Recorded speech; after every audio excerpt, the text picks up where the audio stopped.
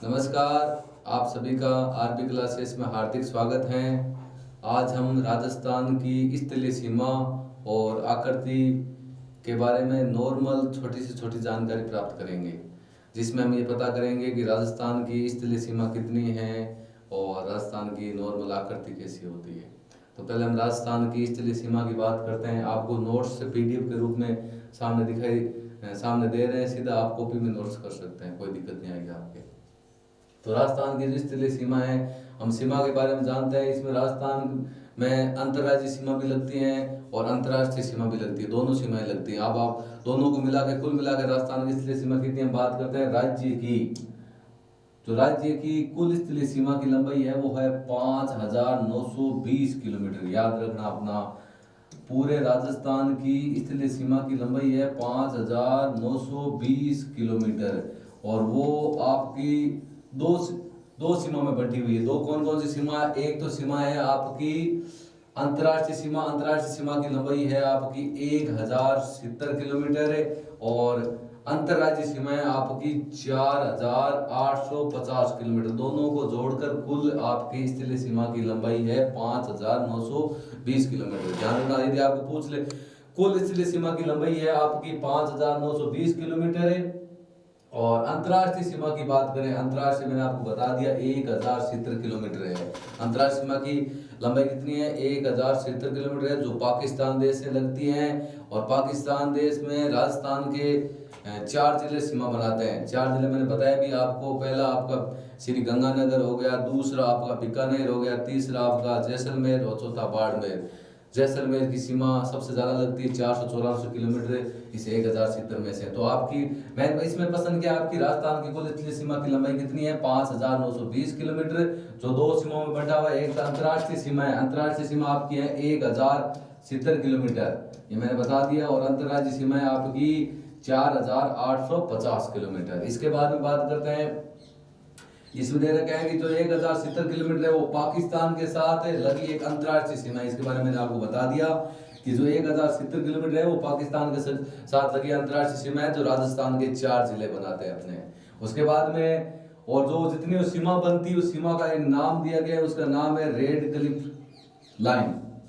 Red Cliff line बोलते हैं उसको। और वो कहाँ से, राजस्थान के किस भाग से स्टार्ट होती है और कहाँ तक वो समाप्त होती है उसकी बात करते हैं। वो राजस्थान के उत्तर में बात करते हैं भाई। उत्तर में श्री गंगानगर है का इंदुमल कोट स्थान है। इंदुमल कोट में अपना गांव है खकन गांव।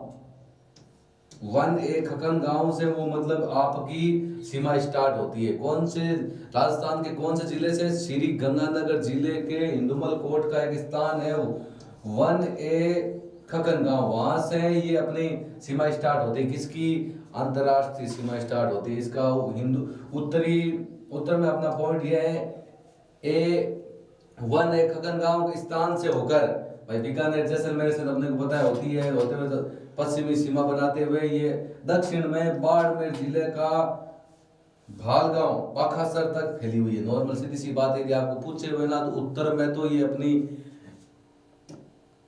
1A खकन गांव अपना इंदुमल कोट में पड़ता है। अपना इंदुमल कोट अपने को कहां पर पड़ता है? श्री गंगानगर जिले में। नॉर्मल सीधी सी बात है। और दक्षिण की बात करते हैं, दक्षिण में अपनी बाड़मेर जिले का कौन सा गांव है? बाखासर गांव तक ये रेड क्लिफ सीमा है। इसका उत्तरी बिंदु तो है अपना 1A खकन गांव जो श्री गंगानगर में है, और दक्षिण में आपका बाखासर जो आपका बाड़मेर में है। ये तो था अपना इसकी रेड क्लिफ लाइन की सीमा उत्तर में कितनी है और दक्षिण में कितनी है, वो मैंने बता दिया आपको। उसके बाद में जो आपकी अंतर्राज्यीय सीमा है, अंतर्राज्यीय सीमा के बारे में मैंने आपको बताया था। राजस्थान के 5 राज्य, 5 कौन कौन से राज्य है जिसकी लंबाई भी आपको बता दी कितनी है? 4,850 किलोमीटर। 4,850 किलोमीटर कुल इसकी अंतर्राज्यीय सीमा की लंबाई है। और अंतर्राज्यीय सीमा वो 5 राज्य बढ़ाते हैं। कौन कौन से 5 राज्य हैं? पहला आपका हो गया गुजरात, दूसरा हो गया मध्य प्रदेश, उत्तर प्रदेश, हरियाणा और पंजाब। और इसमें आपको ये भी पता होगा सबसे ज्यादा जो सीमा होती है वो गुजरात के साथ बनाते हैं। नॉर्मल सीधी सी बात है, आपको पता ही होगी। कुल मिला के आपके जो अंतरराज्यीय सीमा है उसकी लंबाई बता दी मैंने 4850 है। वो 5 राज्यों के साथ बनाता है। 5 राज्य कौन कौन से हैं? गुजरात, मध्य प्रदेश, उत्तर प्रदेश, हरियाणा और पंजाब।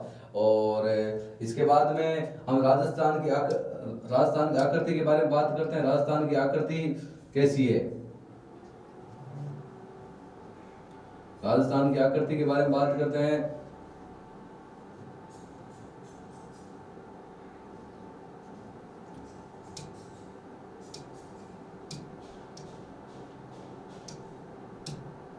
राजस्थान की आकृति आपने सुना होगा, छोटी कक्षा में भी आता है। राजस्थान की जो आकृति है, आपकी आकृति होती है विषम कोणीय चतुर्भुज।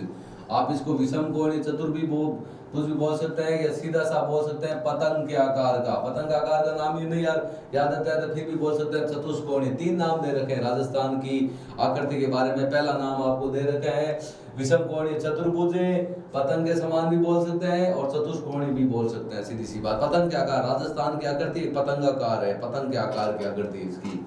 इसके बाद में हम बात करते हैं कि कौन से गांव मतलब जहां पर सूर्य उदय सबसे पहले होता है, कौन से गांव में सूर्यास्त बाद में होता है, उसके बारे में बताते हैं। हम बात करते हैं राजस्थान के धौलपुर जिले की। राजस्थान के धौलपुर जिले का एक गांव है सिलावट गांव। सिलावट गांव के पास एक जगह है जगमोहनपुरा। जगमोहन का पूरा और राज्य का सुदूरतम पूर्वी बिंदु है। मतलब सबसे राजस्थान का यदि आपसे पूछे ना पूर्वी बिंदु कौन सा है, पूर्वी बिंदु की बात करें, पूर्वी बिंदु है आपका जगमोहन का पूरा, जो आपका सिलावट गांव के पास पड़ता है। वो जिला है आपका धौलपुर। ये आपका राजस्थान का सबसे पूर्वी बिंदु है। और उसके बाद हम बात करते हैं राजस्थान का पश्चिमी बिंदु की बात करते हैं। पश्चिमी बिंदु कौन सा है? तो पश्चिमी बिंदु है आपका कटरा गांव। कटरा गांव कहां पर पड़ता है? सम तहसील में और जैसलमेर में। सबसे पश्चिमी बिंदु हो जाएगा अपना कटरा गांव हो जाएगा। सम आपकी तहसील है और जैसलमेर की बात करते हैं। सम के बारे में आपने सुना होगा, सम के दौरे जो रेगिस्तान में भ्रमण के लिए सबसे ज़्यादा फेमस है, प्रसिद्ध है। लोग वहाँ पर भ्रमण करने के लिए, घूमने के लिए जाते भी हैं। आपने पता है ऊँट से वहाँ पर अनेक प्रकार के यात्री बहुत ज़्यादा एंजॉय करते हैं। तो ये हो गया अपना। इसमें 2 बात बताइए। एक तो हो गया राजस्थान का सबसे पूर्वी बिंदु कौन सा है? पूर्वी बिंदु है जगमोहन का पूरा, या सीधा जगमोहन का पूरा ऑप्शन नहीं आता है तो आपको ऑप्शन आएगा सिलावट गांव। सिलावट गांव कहां पर पड़ता है? कौन से जिले में पड़ता है? धौलपुर में। और पश्चिमी बिंदु हो जाएगा आपका कटरा गांव, जो सम तहसील जैसलमेर में पड़ता है। उसके बाद हम बात करते हैं राजस्थान में राज्य में सूर्योदय और सूर्यास्त दोनों ही सबसे पहले कहां पर होते हैं? सिलावट गांव में। राज्य की बात करें कहां पर सबसे पहले सूर्योदय होता है? सिलावट गांव मैंने अभी बताया था आपको, धौलपुर में पड़ता है। वहां पर सूर्योदय भी सबसे पहले होता है और सूर्यास्त भी सबसे पहले होता है। और सबसे बाद में सूर्योदय कहां होता है? सूर्य बाद की बात करते हैं तो बाद में अपना होगा कटरा गांव जैसलमेर की। तो कटरा गांव आपके सम तहसील जैसलमेर में, वहां पर सबसे बाद में। पूर्वी बिंदु में तो सबसे पहले सूर्योदय होता है और सबसे पहले सूर्यास्त होता है। पश्चिमी बिंदु होता है वहां पर है पश्चिमी गांव है कटरा गांव, वहां पर सूर्योदय भी सबसे बाद में होता है और सूर्यास्त भी सबसे बाद में होता है। सीधी सी बात है। उसके बाद में आगे हम बात करते हैं कि राज्य में बात करते हैं कि सूर्य की जो किरण है सबसे ज्यादा सीधी कहां पर पड़ती है? वो आपका जिला है बांसवाड़ा। कि राज्य में सूर्य की किरण सर्वाधिक सीधी कहां पर पड़ती है? बांसवाड़ा में। बांसवाड़ा में क्यों पड़ती है उसका भी कारण मैं बता देता हूं। क्योंकि बांसवाड़ा कर्क रेखा पर स्थित है और कर्क रेखा पर आपको पता है 21 जून को एकदम सीधी किरणें पड़ती है। इसका मतलब हुआ कि सबसे ज्यादा सीधी किरणें कहां पर पड़ती है? बांसवाड़ा डूंगरपुर। लेकिन मेन ऑप्शन इसका बांसवाड़ा है। बांसवाड़ा क्योंकि कर्क रेखा तो राजस्थान के 2 जिलों से होकर गुजरती है, डूंगरपुर और बांसवाड़ा से। उसके बाद हम बात करते हैं कि श्री गंगानगर जो जिले हैं उसमें कर्क रेखा सर्वाधिक दूर होने के कारण राज्य में सूर्य की सबसे तिरछी किरणें श्री गंगानगर में पड़ती है। सीधी सी बात है क्योंकि ये जो कर्क रेखा राजस्थान के मालूम राजस्थान कैसे नक्शे बनाते हैं नॉर्मल, सीधी सी बात है। तो यहाँ से जो अपनी कर्क रेखा गुजरती श्री गंगानगर अपना यहाँ पर स्थित है। ये यहाँ से सबसे दूर होने के कारण सबसे ज्यादा दूर होने के कारण सबसे तिरछी किरणें होती है वो श्री गंगानगर में पड़ती है। नॉर्मल सीधी सी बात है, आपको पता होना चाहिए। एक तो सीधी किरणें तो पड़ती है अपनी बांसवाड़ा पर है, और सबसे तिरछी किरणें कहाँ पर पड़ती है? श्री गंगानगर में सबसे तिरछी किरणें पड़ती है श्री गंगानगर में। तो ये अपना था छोटा सा वीडियो जिसके अंदर हमने राजस्थान के स्थलीय सीमा के बारे में भी पढ़ा है और राजस्थान की आकृति के बारे में भी पढ़ा है। यदि आपको ये वीडियो अच्छा लगे तो इस वीडियो को लाइक करें, ज़्यादा से ज़्यादा शेयर करें, चैनल को सब्सक्राइब करें। धन्यवाद।